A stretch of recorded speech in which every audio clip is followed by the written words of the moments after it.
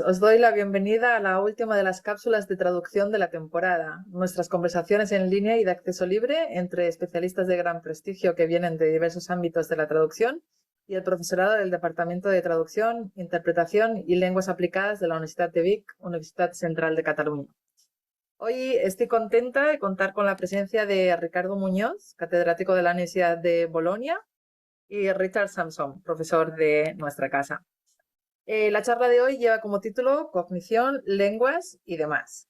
Pero antes de comenzar, me gustaría también agradecer de nuevo a todas las personas que hacen posible este evento y mencionar pues a las organizaciones que han promovido esta actividad, como son iDisc, Tech Forward, PEN Catalán, Humo Editorial, Institut Ramon Llull, la Asociación de Traducción y Adaptación Audiovisual de España, la Asociación de Intérpretes de Conferencias de España, la Asociación Profesional de Traductores e Intérpretes de Cataluña, la Asociación de Profesorado de Inglés de Cataluña y, por supuesto, a todas las personas que estáis ahora mismo aquí conectadas. Si nos queréis seguir en Twitter o en otras redes sociales, recordad que nuestro hashtag es Conversatra. Y también, antes de que se me olvide, podéis compartir reflexiones y preguntas por el chat. Y después de las conversaciones las trasladaremos a los ponentes que dedicarán unos minutos a responderlas. También, en el caso de que estéis interesadas, podemos generar una insignia que constate un poco la participación, la asistencia a la tarde de hoy. Así que, sin más, muchísimas gracias y cuando queráis os cedo la palabra a Richard. Hola, bueno, a ver si me funciona esto ahora. Se, Se se, escucha perfecto. sí, es la vista que aún no lo veo bien yo, pero esto es un problema mío. Speaker view, no sé por qué. Bueno, muy bien.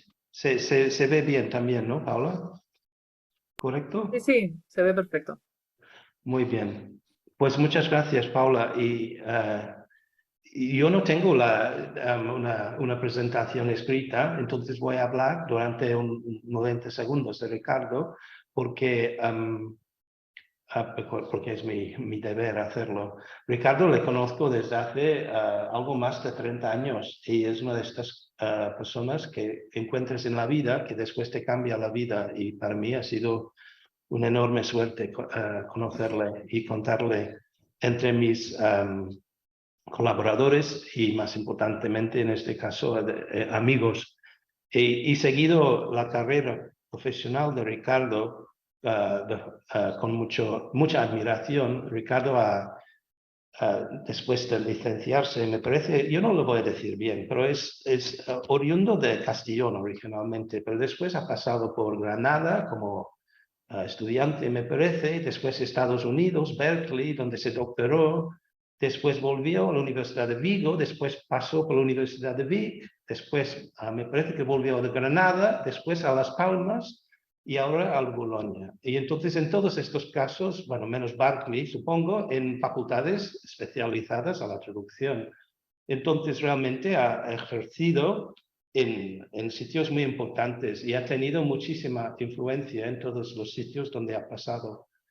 Es un experto en cognición y ha liderado un grupo de investigación, más de un grupo, y puede hablar de esto él si quiere, pero más de un grupo de investigación sobre traducción en cognición. Y también ha tenido una actividad intensa como editor, o sea, no solo como, digamos, escritor él mismo, sino también como una persona que ha animado más de una generación de investigadores y también de escritores académicos, y ha editado revistas importantes de traducción. Entonces realmente podría seguir hablando durante mucho tiempo, y tengo delante de mí, no sé si aquí lo voy a poner, es este libro, que es el primer libro de él que leí, que es la versión traducida en catalán, pero esto lo escribió Lingüística para Traducir, que es un manual realmente para la asignatura de teorías de la traducción de nuestra carrera, y lo escribió mientras que estaba en Vic y lo publicó y lo dejó como regalo para la comunidad. Y aunque está un poco anticuado, es un libro muy importante, ha sido muy importante para mí. Y esta colección fue el número 1 de esta colección y esta colección aún sigue, está creciendo. Me parece que Pilar Godeol, mi colega de Vic, que es, es la directora de la colección, me parece, que es una colección ahora interuniversitaria con otras facultades de traducción y tiene 17 o 18 títulos publicados. O sea que Ricardo en este caso fue el primero de una línea que ha sido importante en estos estudios de traducción en lengua catalana o española, me parece. Bueno, voy a dejar de hablar de Ricardo y vamos a empezar con la entrevista. ¿He dejado algo importante en el tintero, Ricardo? No. No. Muy bien. Pues muy bien, pues voy a empezar con las preguntas y espero hacer honor a la situación y hacerlo bien. Te envié las preguntas antes, entonces yo tengo la certeza, porque me has enviado algunas respuestas, que has preparado la entrevista, pero como las cosas son como son, quizás vamos a ver otra versión de las respuestas, pero después vamos a publicar también una versión post-editada de tus respuestas en nuestro blog Tradiling después. ¿Bien? Muy bien. Empecemos. Entonces, la primera pregunta es, ¿por qué te interesó el campo de la traducción o de la mediación lingüística, que es tu término preferido, me parece? A mí me gustaría tener una respuesta estupenda para ello, pero las grandes decisiones de la vida empiezan por cosas minúsculas y cotidianas. Yo crecí en un pueblo costero, en Benicàssim, y en verano se iba llenando de extranjeros y era claro que vivían de otra manera y yo no los entendía. Y como los quería entender, pues empecé a intentar comunicarme con ellos y así empezó todo. Muy bien. Y entonces, bueno, la segunda, pero no me detengo. ¿Cuáles son los aspectos más interesantes y quizás los menos entendidos de este campo? Hombre, yo creo que lo más importante es el encaje de los estudios de traducción en la universidad, porque nosotros tenemos más en común con la comunicación audiovisual, con el periodismo, con publicidad y relaciones públicas, con redacción técnica, que con lengua y literatura. ¿Para qué nos vamos a engañar? ¿No? Entonces, déjame que te haga una analogía. Es un poco como que un filólogo es un vendedor de coches. Lo voy a hacer con coches, ¿no? Un filólogo es un vendedor de coches. Te dice lo maravilloso que es tu coche, lo único que es. Esta furgoneta es única, tiene un equipamiento especial, es fácil de usar, te hará feliz. Un lingüista te levanta el capó, te enseña el motor, te explica cómo funciona, te dice cómo va la carburación y la conjugación, dónde poner los puntos, las comas, los niveles de aceite. Un traductor es un taxista. Está sentado al volante. No te sabe decir por qué Umberto Eco es tan italiano o por qué la poesía de Benedetti es fascinante. Pero tú te sientas atrás y te lleva. Te lleva donde tú querías ir.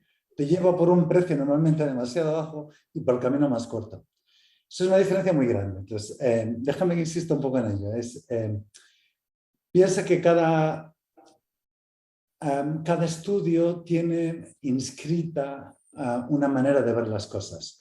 Nos están escuchando, entre otros, Julia Togato, que es una excelente psicolingüista, no sé si desde California, donde trabaja. Y la psicolingüística implica una relación especial de la lengua y el cerebro, ¿no? Entonces, ya eso implica una visión. Pues si eso lo pones más general, podrías decir, por ejemplo, que la medicina tiende a favorecer una especie de materialismo biológico, ¿no? Porque lo que ven son nervios y sangre y huesos y órganos, o que el derecho tiende a conservar el cuerpo social, ¿no? Porque digamos que maneja las reglas que lo regulan.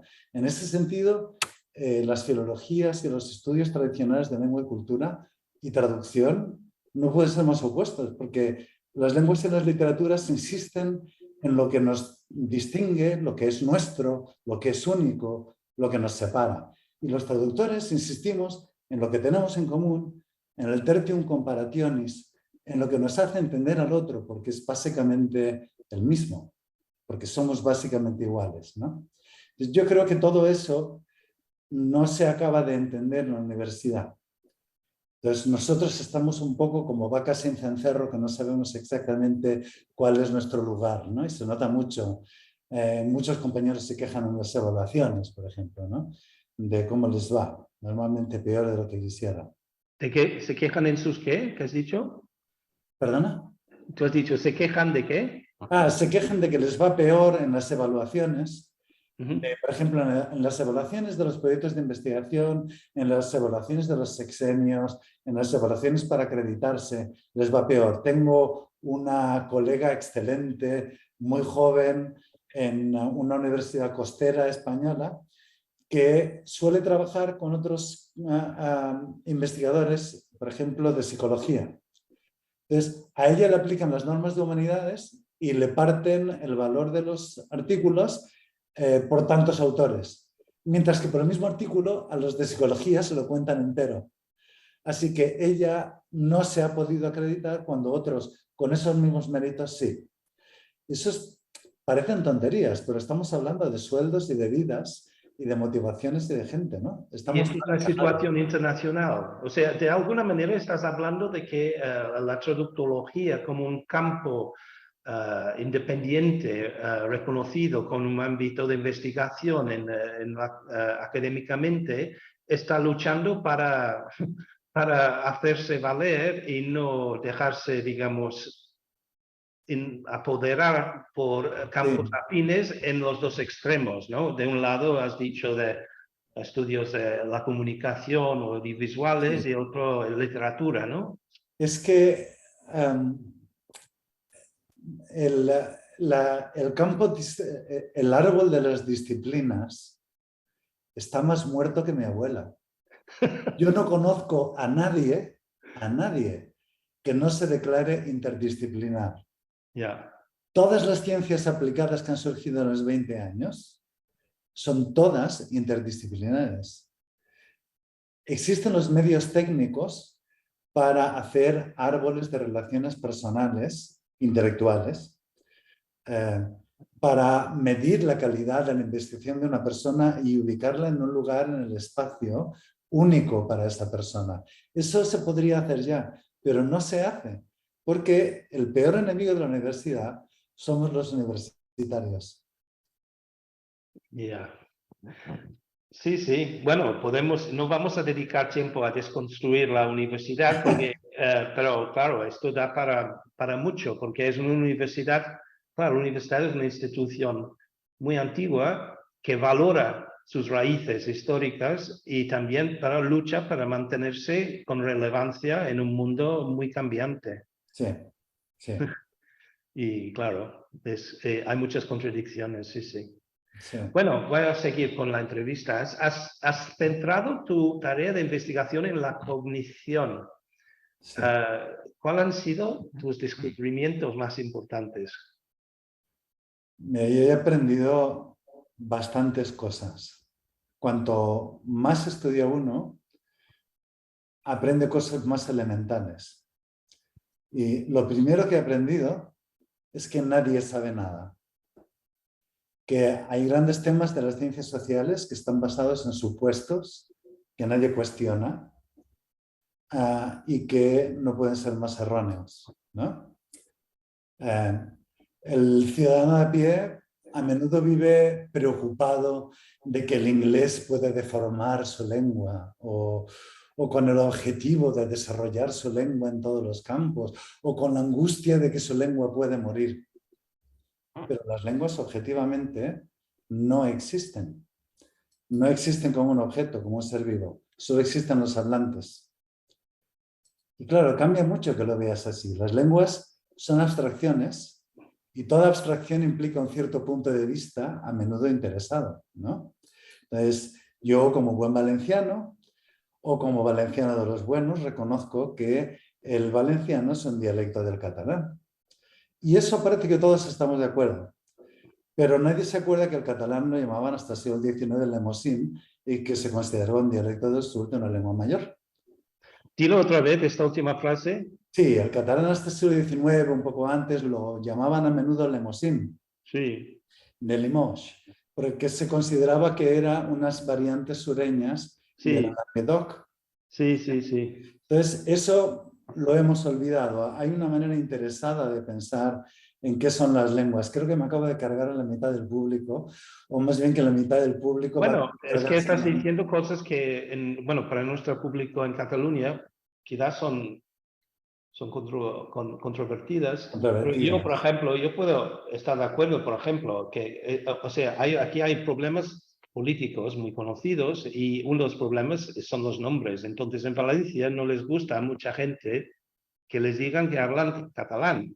Sí. Pero de la misma manera que has dicho, las lenguas no existen, podríamos decir que el catalán se llama de aquí adelante valenciano y los catalanes hablan un dialecto de valenciano del norte, ¿no? Y Sí, esto generaría muchos problemas políticos, pero realmente sí. la situación sería la misma, ¿no? Sí, la Lingüísticamente. situación es la misma. Eso ocurre mucho en Galicia cuando alguien dice que el gallego es un dialecto del norte del portugués o que el portugués es los dialectos del sur del gallego, del antiguo galaico portugués desarrollados. Pero todo eso son problemas políticos y sociales, no son problemas científicos, ¿no?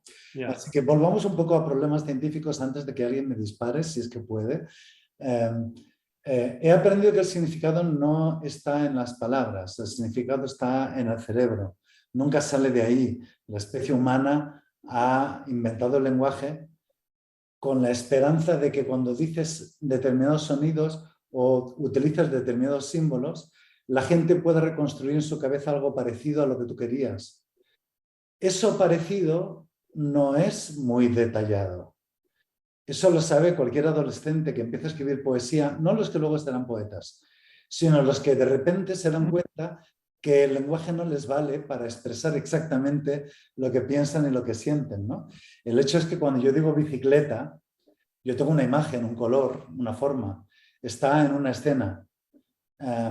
Y tú sabes que cuando yo digo bicicleta, yo tengo esa idea y tú tienes otra. Pero ni tú ni yo estamos pensando en aumentar esos detalles, ¿no? En inglés dicen language and specifies meaning. La lengua infracodifica el significado. Nuestra experiencia mental es mucho más rica, gracias a lo cual podemos comunicarnos, ¿no?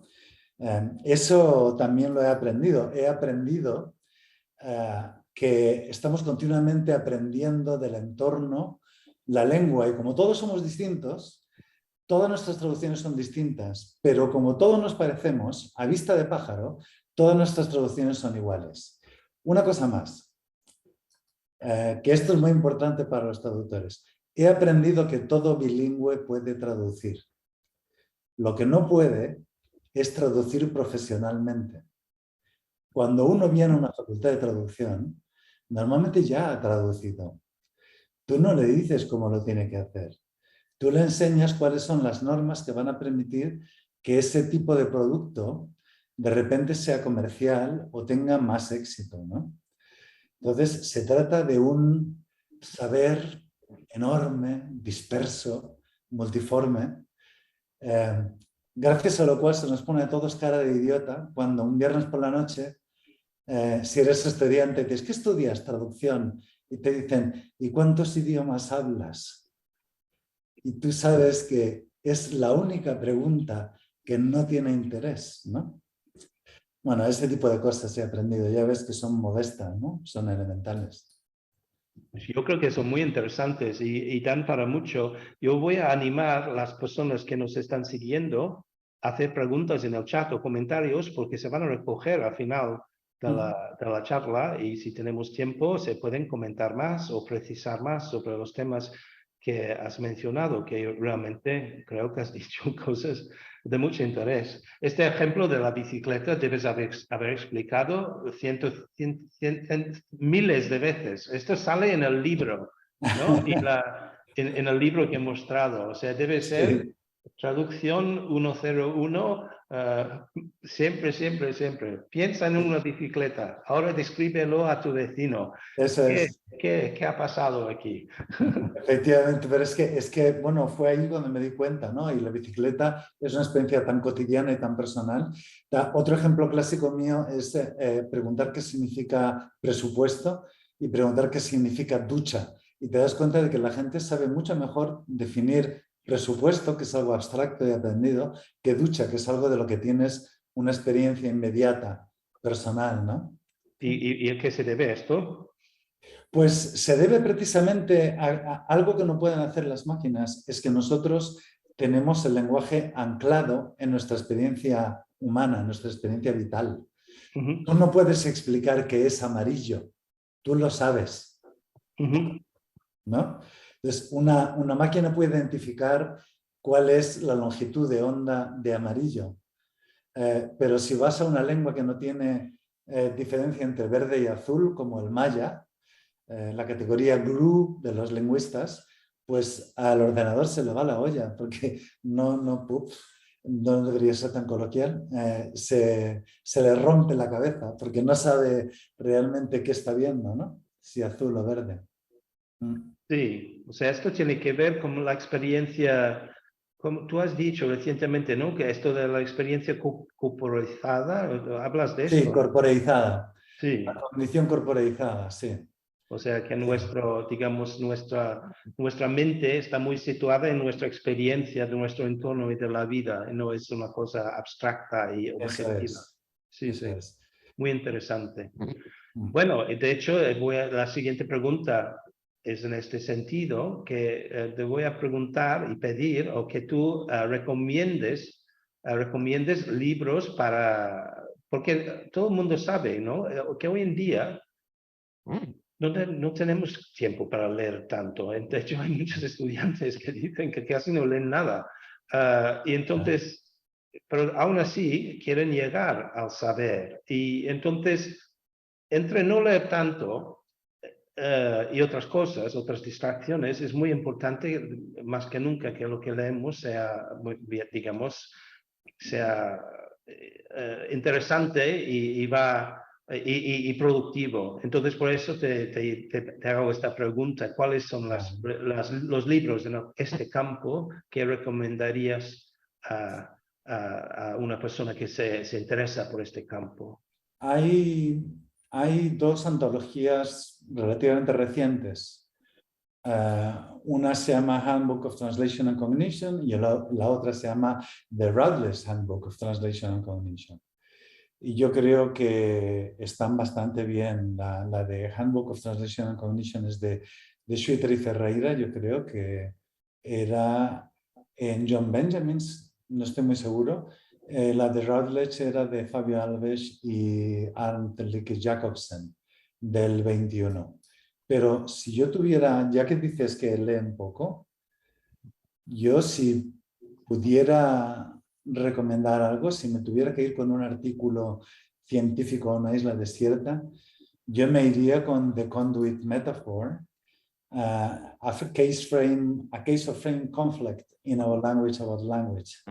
Es de Michael Reddie, es de 1979, yo era un crío, y si te das el tiempo de leerlo con detenimiento, es un artículo que te cambia la vida.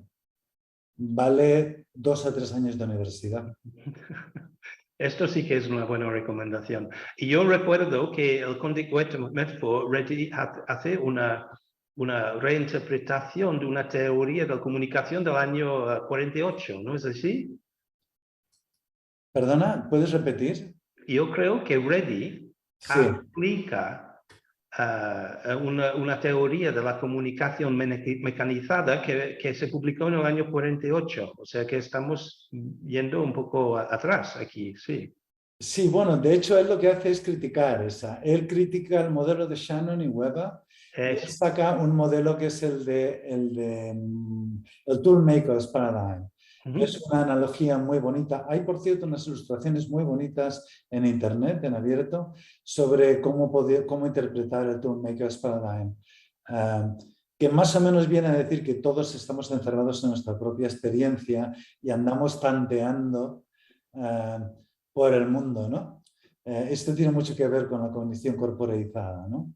Existe una realidad ahí fuera, pero todos la tocamos a ciegas.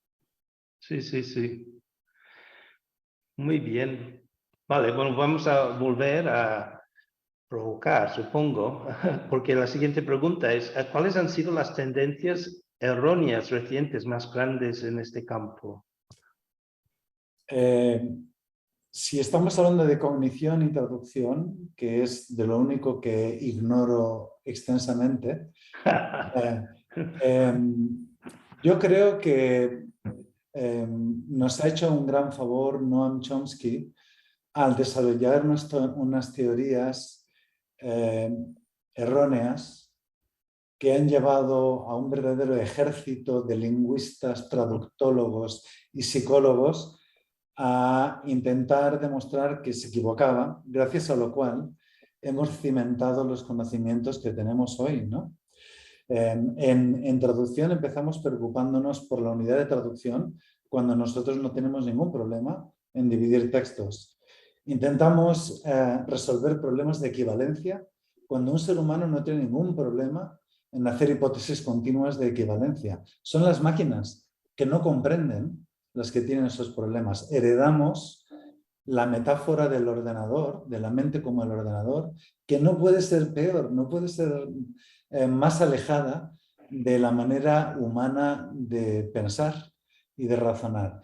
Y eso ha coloreado toda nuestra investigación. Nos pasamos la vida intentando explicar cómo funciona la máquina.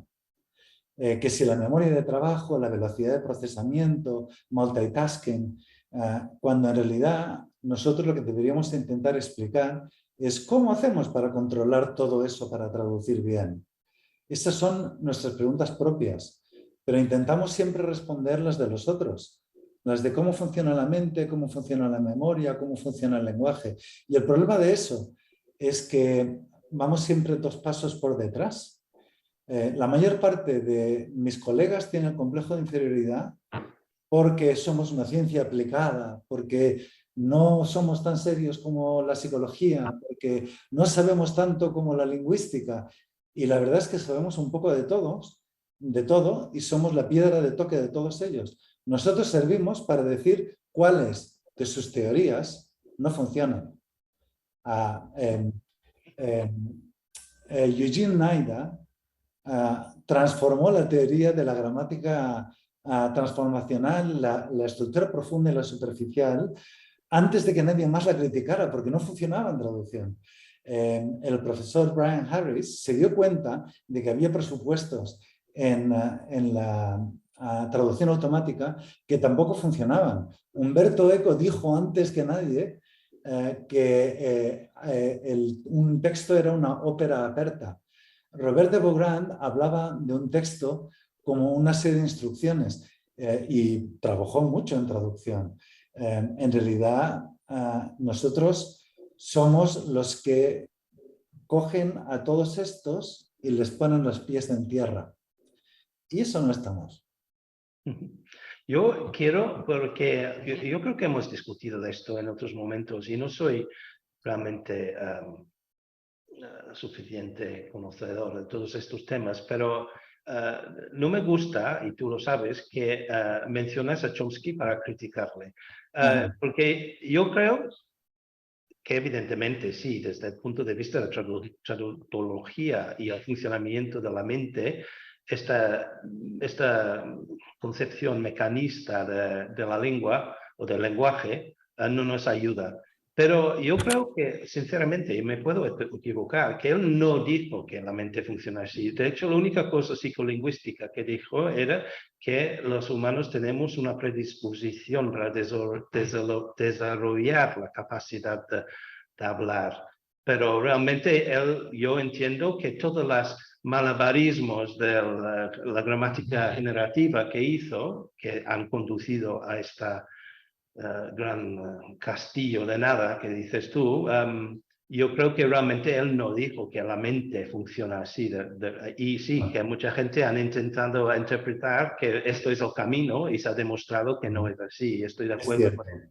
Es cierto, esto es como en las fiestas de Cataluña, que en las cabalgatas primero vienen los gigantes y luego los enanos. Entonces el problema está en los enanos y no en Chomsky. Yo le estoy muy agradecido porque no estando de acuerdo con él, he tenido que pensar mucho para llegar a fundamentar lo contrario. Él dijo algunas cosas arriesgadas, como que hay una gramática universal o que hay una facultad del lenguaje o que el significado se puede separar de las palabras o que la oración es perfecta y es lógica y si no, no tiene significado.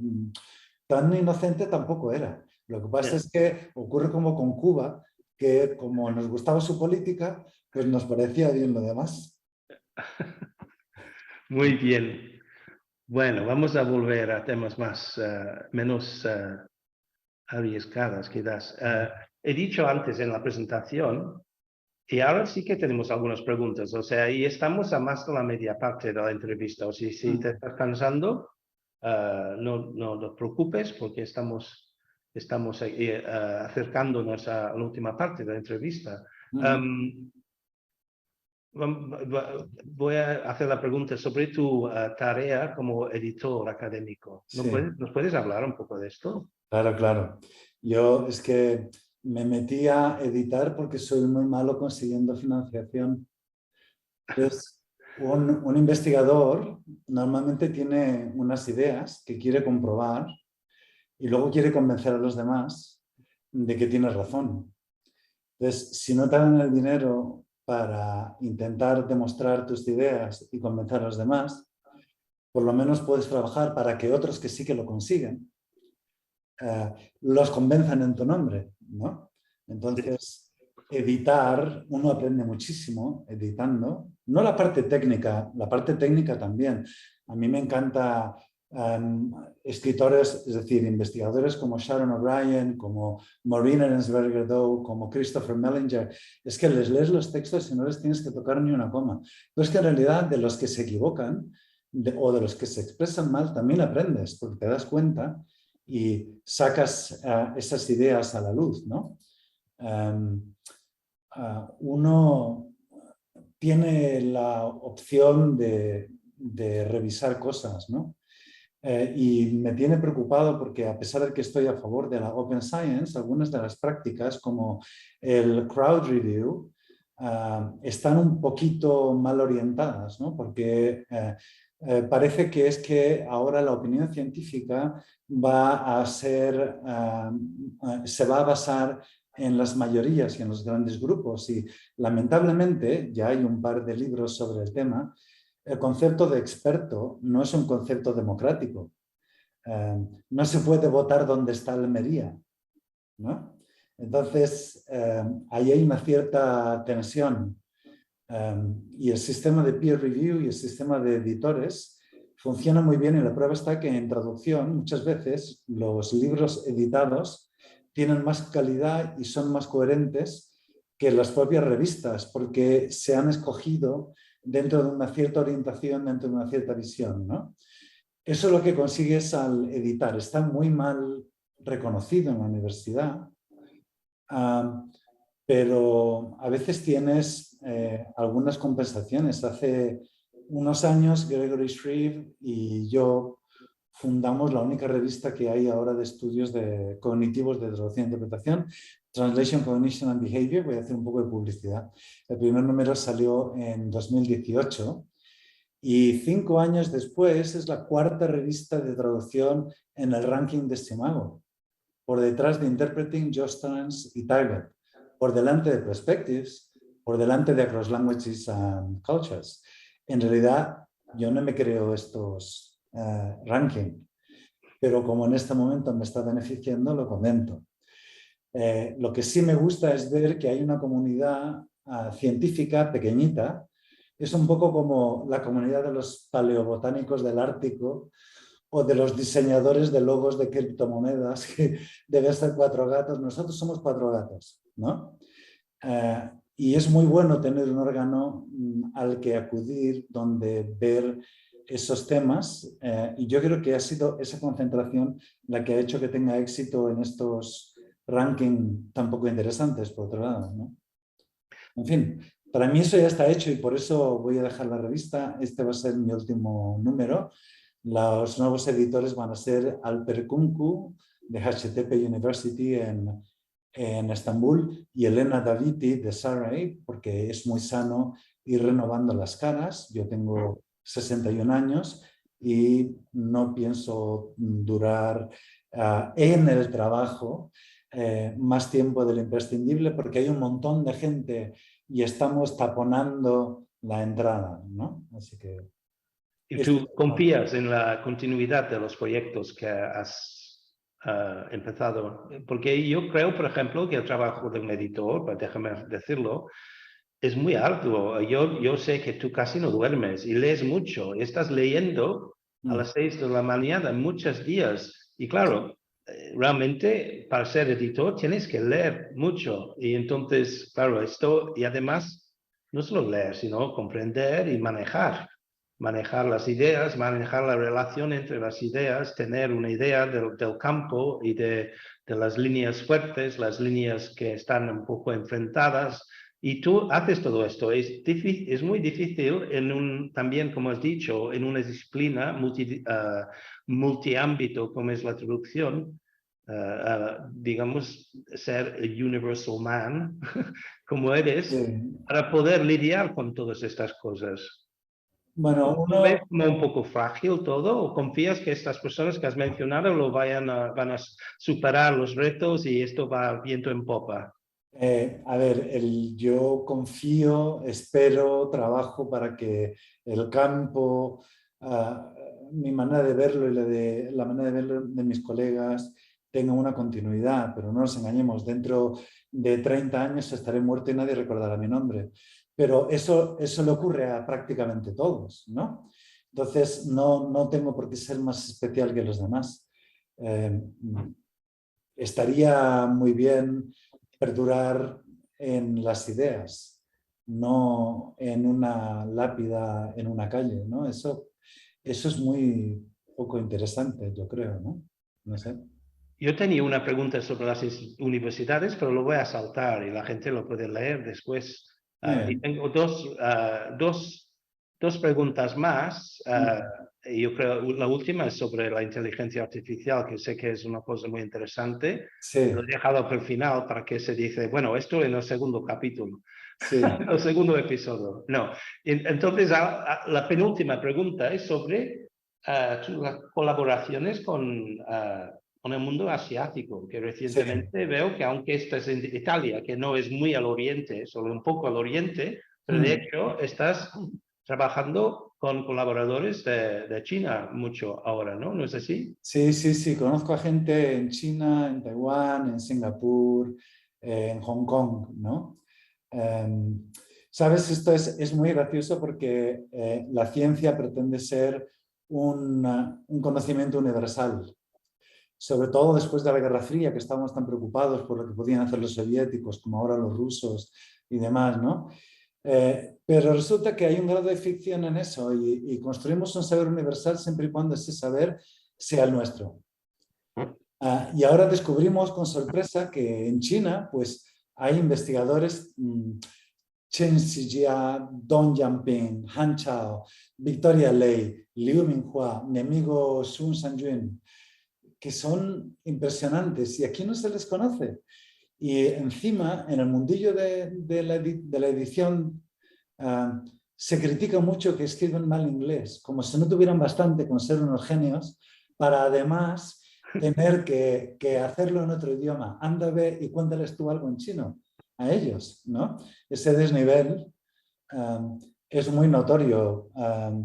Si lo piensas bien, en los últimos 10 años se han creado 500 másteres de traducción en China.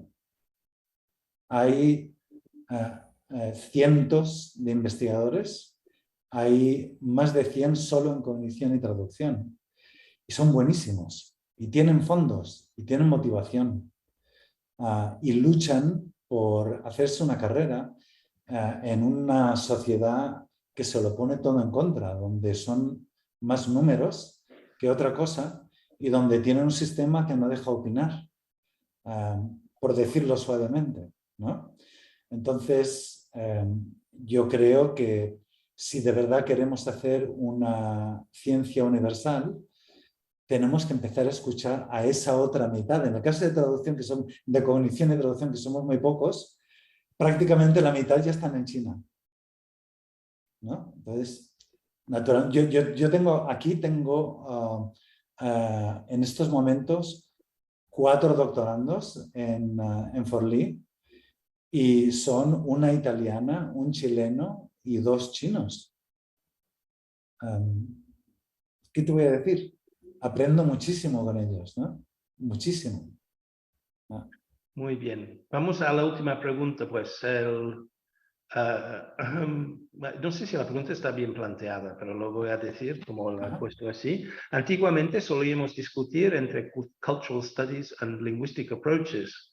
Discutíamos mucho. Hoy en día todo el mundo quiere hablar de inteligencia artificial, y especialmente de ChatGPT, y la traducción con inteligencia artificial, qué trabajos nos vamos a hacer en el futuro y claro, también temas, porque tú has dicho antes claramente que piensas que el significado está en la mente, no en las palabras. Pero si leemos los textos que produce ChatGPT, pues si finge bastante bien, ¿no? Sí. Bueno. Finge estupendamente. Eso es verdad. ChatGPT te puede poner de los nervios si intentas razonar. Tiende a resumir todo de la misma manera y cuando se equivoca, se equivoca soberanamente. Pero ese no es el tema, yo creo.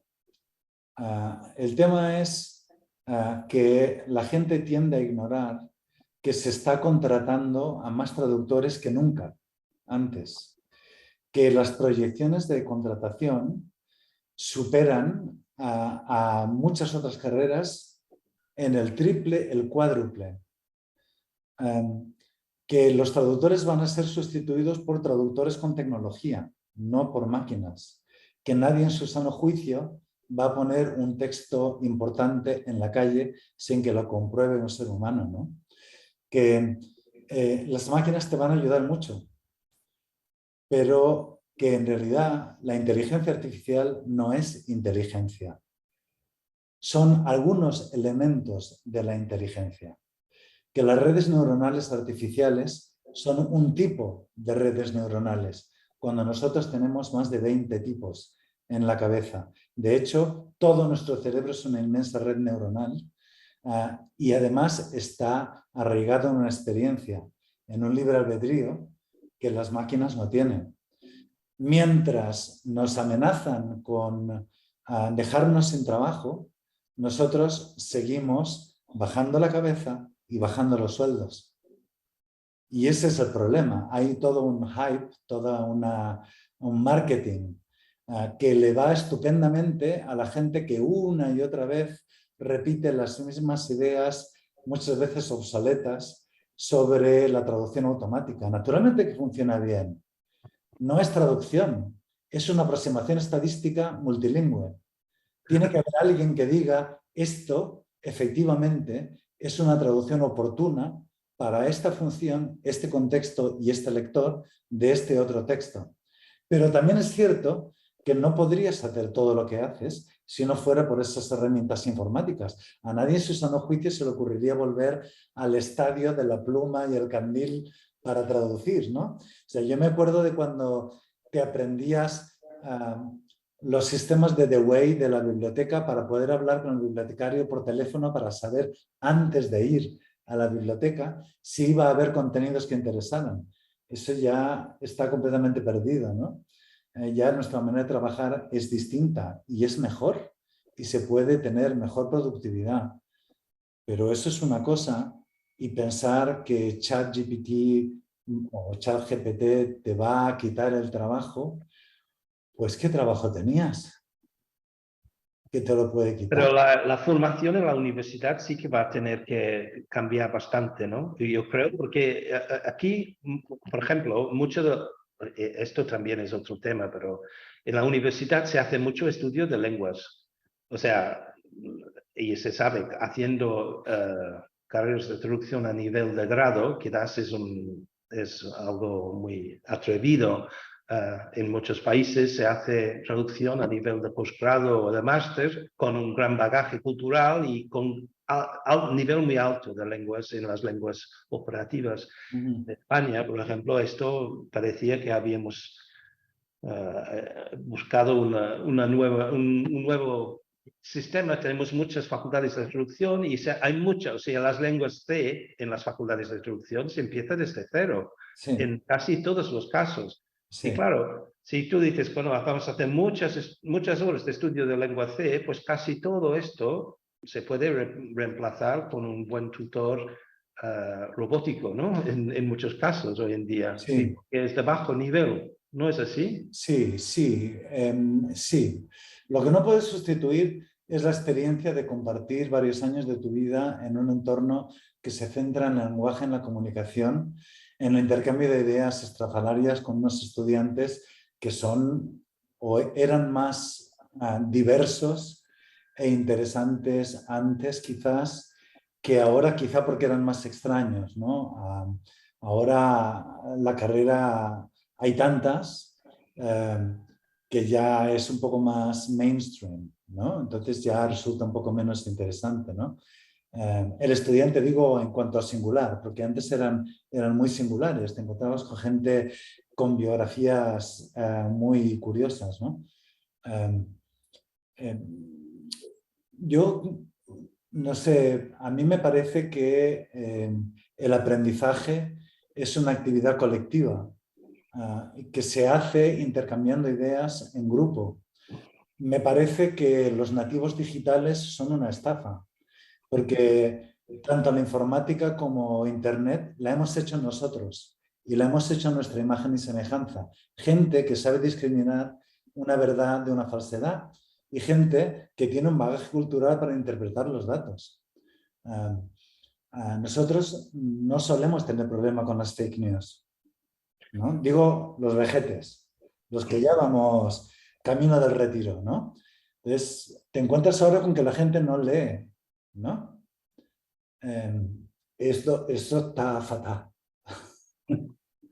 Te voy a cortar porque estamos rozando el límite de tu paciencia y la capacidad de la gente de escuchar sin necesitar un descanso orgánico. Antes de que ceda la palabra a Paula, porque hay unas preguntas también de los oyentes, pero quiero darte las gracias. Y también te deseo unos años de prejubilación, porque has insinuado que no vas a hacer esto durante mucho más, pero que sea tan productivo y tan interesantes estos últimos años que te quedan en la granja, para que podamos seguir disfrutando de tus éxitos y tus provocaciones, si son así. Muchas gracias. Tengo amigos como tú y como mis propios doctorandos que animan mucho a seguir pensando, ¿no? Muy bien. Pues cedo la palabra a Paula, por favor, con las preguntas que hayan Sí, habido. hay unas cuantas. Si os parece, vamos en el orden en el que se han hecho. En primer lugar, Montserrat Azcona preguntaba, ¿crees que la imagen mental que nos formamos al oír el masculino genérico fomenta el sexismo o, como opinan algunos, bastaría con que, por ejemplo, hubiera más mujeres trabajando en ciertas profesiones para que la mención de, digamos, los profesores ya nos evocara a hombres y a mujeres? Bueno, el tema en general es si el lenguaje influye en el pensamiento y si se puede modificar el pensamiento modificando el lenguaje. La respuesta es no. Si fuera así, no habría fascistas y no habría machistas, porque la mayor parte de la gente tiene muchísimo cuidado en las terminaciones que usan, ¿no? ¿Os acordáis las bromas que se hacían con el antiguo Lehendakari Ibarretxe y su obsesión por decir los vascos y las vascas? No parece que haya cambiado nada especialmente ahí, ¿no? Lo que a mí me preocupa es este cierto desvío de la energía que deberíamos dedicar a la igualdad real a preocupaciones pequeño-burguesas como la terminación de género en una palabra, ¿no?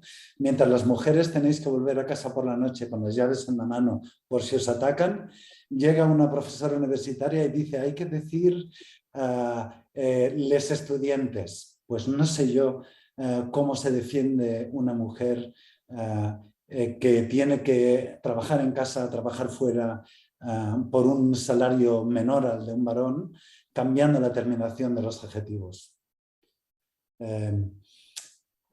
Lo que no quiere decir que no haya una sensibilidad que haya que reconocer y que haya unos ciertos abusos lingüísticos que no haya que mejorar, ¿no?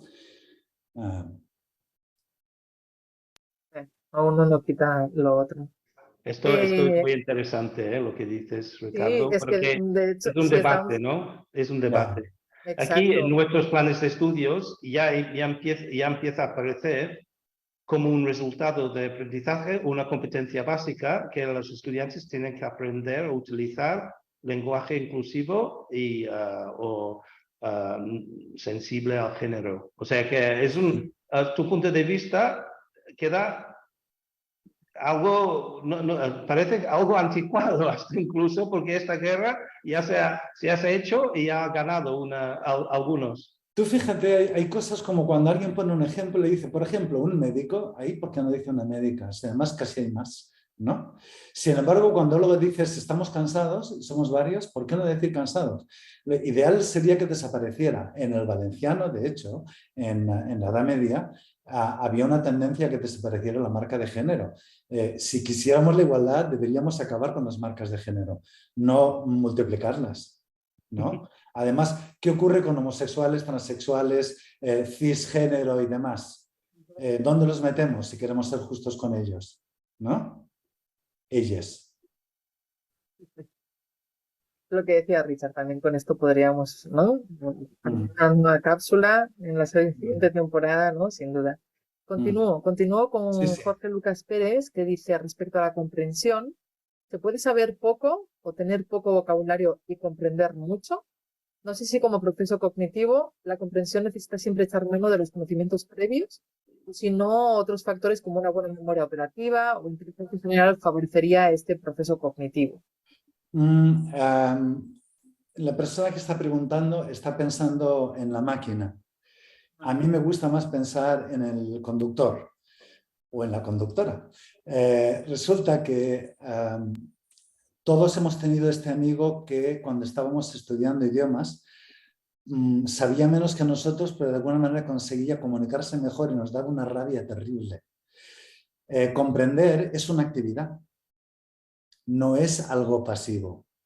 Y esa actividad depende de la inteligencia, de la agilidad, de poner en relación cosas distintas.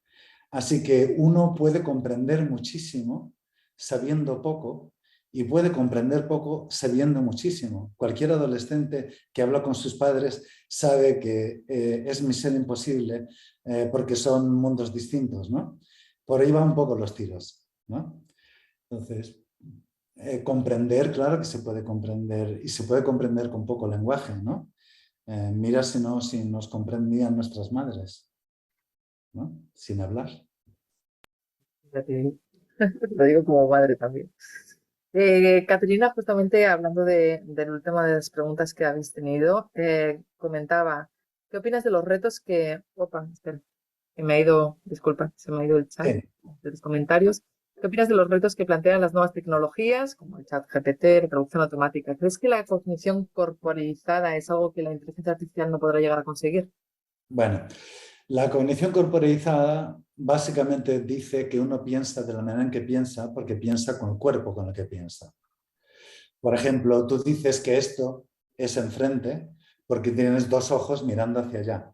Si fueras una mosca, verías todo alrededor y ya no tendría sentido que tuvieras la palabra enfrente. ¿Sí? Cuando estás alicaído y cabizbajo, responde a un estado emocional que nos lleva a todos, independientemente de la cultura, a estar así, ¿no? La observación de que más es más alto es algo que aprendemos todos de bebés sin necesidad de lenguaje. La cognición corporalizada lo que dice es que nuestra manera de pensar como seres humanos está condicionada por el hecho de que tenemos el cuerpo humano que tenemos. Así que es imposible de reproducir a no ser que hagas un cyborg bastante parecido. ¿Quién va a ser lo bastante idiota para buscar una máquina que va a hacer cosas mejor que nosotros para que nos sustituya y nos mate? Esto es lo de HAL en Odisea Espacial, ¿no? En 2001, una Odisea Espacial. Las máquinas están estupendas para ayudarnos y hacen cosas mejor que nosotros, muchas, ¿no? Pero ¿a qué viene esta obsesión de que las máquinas piensen? ¿Es que de repente el capital va a repartir los beneficios y va a reducir las horas de trabajo? Yo estoy viendo que no. Lo único que se hace es más paro, menos sueldo para todo el mundo. No veo esa obsesión por hacer trabajar a la gente por menos y hacer trabajar a las máquinas sustituyendo a la gente. Es que no lo veo. No lo veo. No sé. Sí, ¿qué más? Pues ya cerraríamos con la última intervención de Eva Alvaredo, que dice, me gustaría saber si está colaborando con alguna empresa en el desarrollo bueno, entiendo que dice modelo grande de lenguaje, el LLM, teniendo en cuenta lo que ha comentado antes sobre la cognición corporizada. ¿Cree que es posible replicarla en los ordenadores, aunque en la actualidad se alimentan solo a partir de textos escritos? Y luego más tarde añadía que, con relación a esta pregunta, ha analizado la forma en la que las personas invidentes y sordas experimentan el lenguaje. No, ya me gustaría a mí. La experiencia humana es irrepetible y se basa, aunque todos nos parecimos, y se basa en que lo vamos poniendo en común continuamente. Eso no lo hacen las máquinas. El día en que lo hagan será el día que se sienta a tu lado y te pregunte cómo estás, ¿no? Pero entonces sería muy peligrosa, porque podría decidir que es mejor que tú o ponerse celosa, ¿no? Las máquinas no tienen sentimientos, nosotros sí, y hay que leer a Damasio para ver que los sentimientos y las emociones influyen en el pensamiento racional, no porque sean otra cosa, sino porque están integradas en el pensamiento racional. Entonces, realmente no funciona así.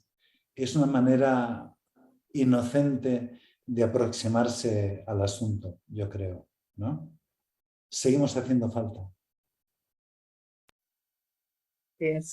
Y creo que se nos ha echado el tiempo encima como pocas veces, ¿eh? Muchísimas gracias, Ricardo. Si lees después el chat verás que la gente está encantada de haber estado este ratillo con nosotros. Muchas gracias por todas partes.